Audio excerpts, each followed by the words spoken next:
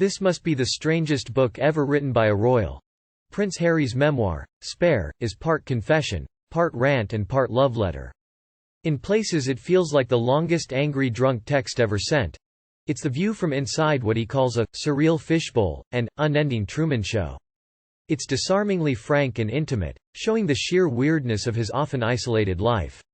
And it's the small details, rather than the set-piece moments, that give a glimpse of how little we really knew.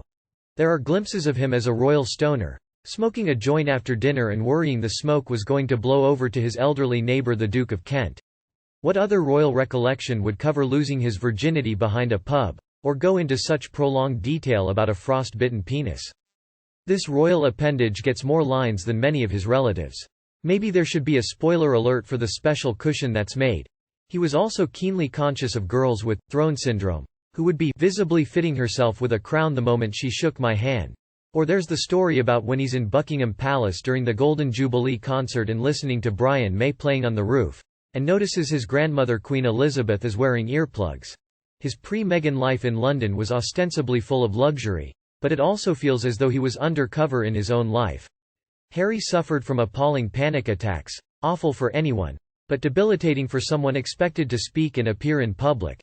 He describes his lonely life at home, self-medicating with psychedelic drugs, drying his clothes on a radiator and planning shopping trips like military raids, to be carried out in disguise and at speed.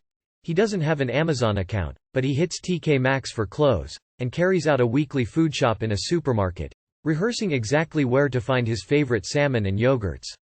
When he's in there one day he overhears shoppers debating whether he's gay. But it's a profoundly odd life, moving suddenly between this lack of glamour to time with the international jet set. Harry says he watches the TV show Friends on a loop, identifying with the funny guy character of Chandler.